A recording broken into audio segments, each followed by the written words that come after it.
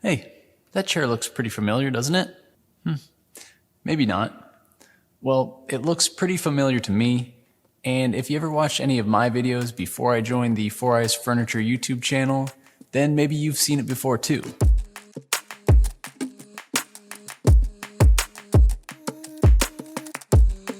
It's actually one of the first designs that I came up with when starting my custom furniture business and long before I started making YouTube videos. And I've probably built this chair more times than any other piece, so it's a special one to me. This specific chair is actually going to be the first chair that I'm keeping for myself, and honestly, it's very likely the last version of this chair that I ever make. I don't mind! I don't mind! And I even made and have been offering my own set of written plans for this chair for a couple years now. But now that Chris and I have been making our new long-form video plans, I felt like this chair deserved a new rendition. And our new plans are so much more detailed than the version I used to offer, which I hope makes this piece even more accessible to people that have been wanting to build it, but maybe needed a bit more instruction to help them get there. We also made a couple very slight changes, and we even designed an ottoman for it, which will be a separate video coming out next week and is an optional add-on for the plans. So check out the link to the plans in the description if you're interested. But for now, let's get into the build. So I started by using my templates, and I have my lumber broken down and my rough cut parts have been milled to final thickness with one jointed edge, and I can get into shaping each part. By the way, I'm working on the legs for the chair right now.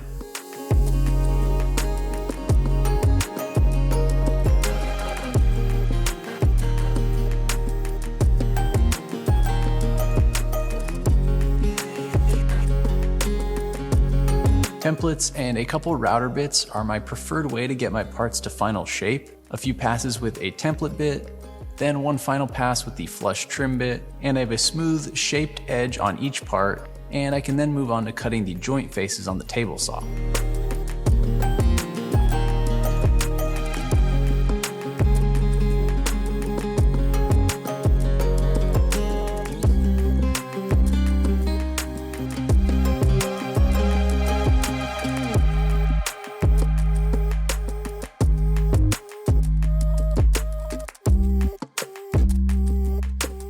Cutting the joint faces might be one of my favorite parts of the build process.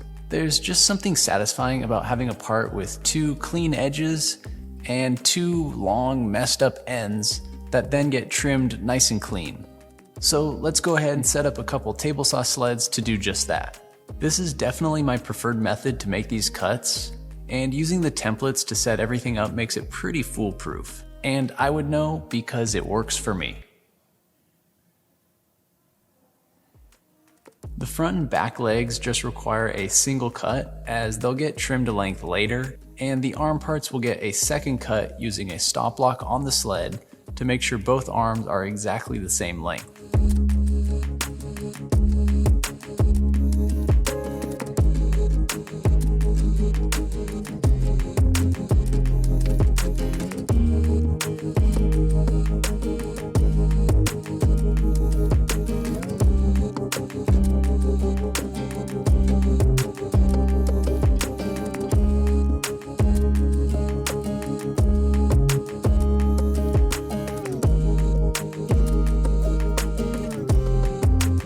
From there, I just needed to cut in my dominoes for each joint, and I decided to double them up here. As we go along, you'll notice this chair utilizes the domino quite a bit, and that's because I actually designed this chair right after buying a domino and really wanted to see how I could use it. That being said, we show many different joinery methods in our plans to make this chair doable even without a domino.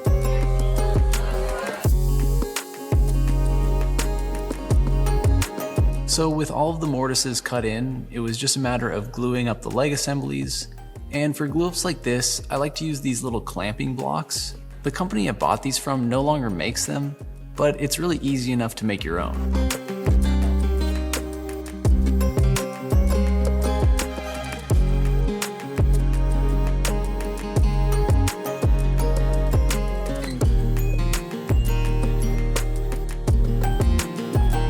After letting the glue up cure overnight, I could finesse all the inner joint transition areas to make sure they were nice and smooth, then cut the leg assembly to length using a track saw.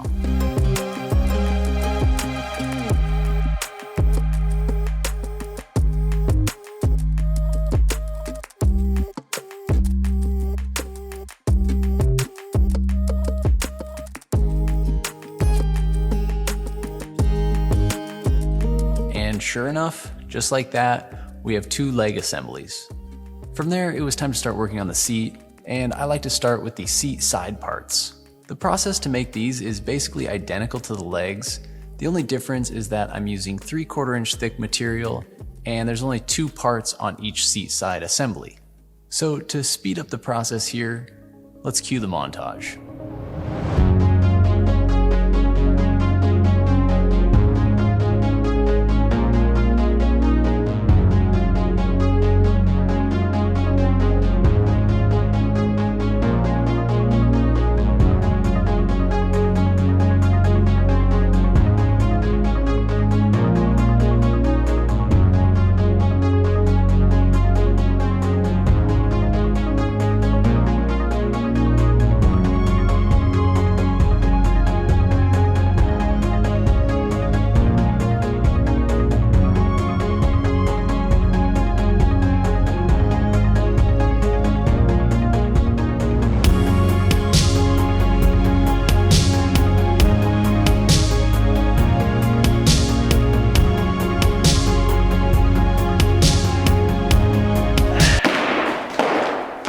You got it? Let's do one more.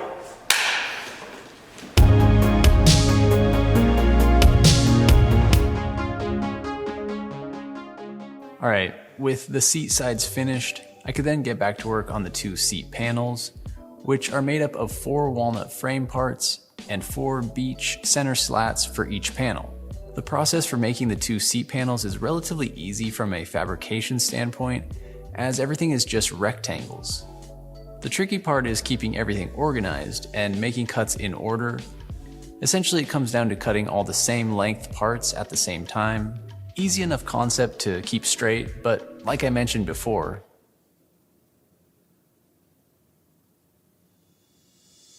so I then can take all of the rectangles I've cut and start laying them out into the seat panels and then marking out where I'll cut in the mortises.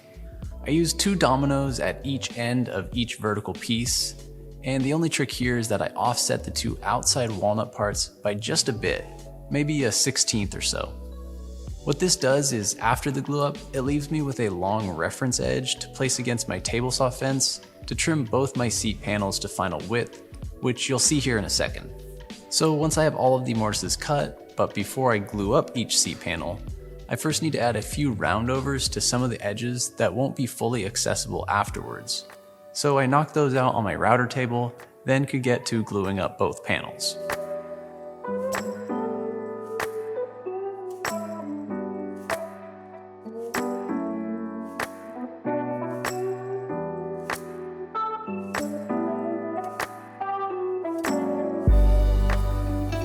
So with both panels glued up, I could trim them to size, and at the same time cut in the bevel on one end of each panel to then attach them with a miter joint. I first trimmed both edges clean and to width using that offset edge I talked about a minute ago.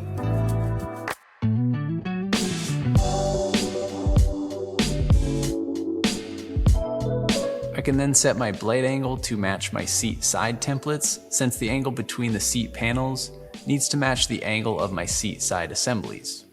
With the saw set, I can make that cut on both panels, and I set my fence so that I'm just hitting that outside upper corner and not taking off too much material. With the bevels cut, I can cut in a few domino mortises and get ready for the glue up. I once again utilized some clamping blocks to make this glue up go as smoothly as possible, and as long as I have everything in the right spot, I'm able to get even clamping pressure, which will result in a nice clean joint. At this point, I have my seat side assemblies and my seat panel glue up, so I think it's about time I make a full-blown seat assembly. And the way to do that is with some floating tenons. Those are just dominoes. along the edge of the seat. But this time they're inset slightly so that the seat panel assembly sits just inside the back edge of the seat sides.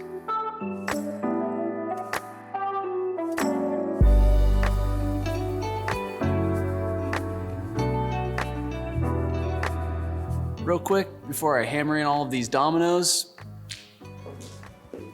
let's talk about this month's featured viewer project, which comes from Roman Giannik. Roman made this really amazing maze table, which, funny enough, he's calling the Amazing Table. He designed it while taking a furniture design class, and it utilizes an Arduino and a couple stepper motors to make the maze move.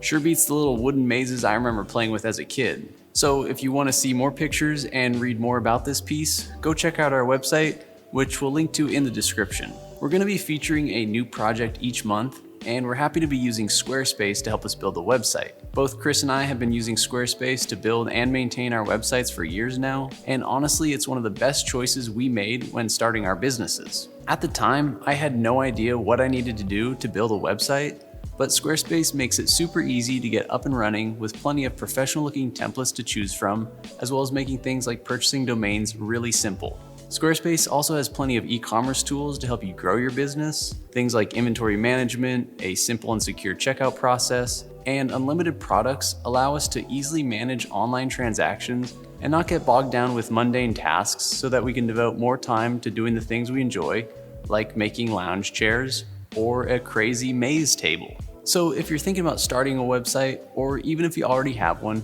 go check out Squarespace to see if it might be a better option for you. Head over to squarespace.com/4eyes for a free trial. Then when you're ready to launch, use the offer code 4eyes to save 10% off your first purchase of a website or domain. All right, thanks Squarespace. And if you want to have one of your projects featured as well, check out the link in the description for more details. Before I glue that up, I then go to work on my seat to leg joinery. So I first place my legs onto the seat assembly and get them where I like. This really comes down to personal preference, and you can really place the seat wherever you want. But once it's in place, I can start to mark out my joinery. This process is a little tricky as some of the mortises have to be cut in freehand, but it really just comes down to marking everything out accurately. I go over all of this in extensive detail in the plans because this is definitely the trickiest part of the build. So after everything is marked up, I can cut in the mortises. I use 2 in each of the front leg joints and 3 in the rear leg joints. And if I've done everything properly, it should all line up.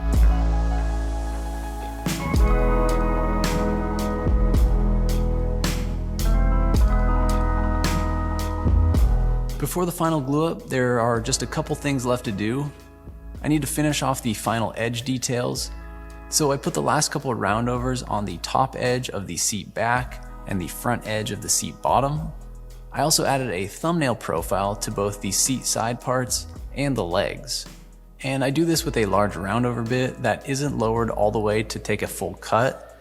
So when done from both sides of the part, you end up with a rounded edge profile while still maintaining a crisp, straight line, which I think looks really good. After a bit of sanding, especially in those hard to reach spots, I can finally glue up the entire chair. So I first start by gluing up the seat assembly and the seat sides. Then once that's dry, I can glue the legs to the entire seat assembly.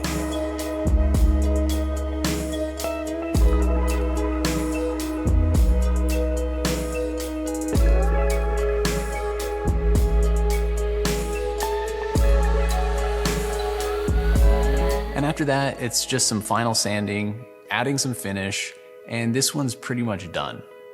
The last little addition is some cushions, which this chair is really designed to have. For this one, we had a local guy make them, and they look great.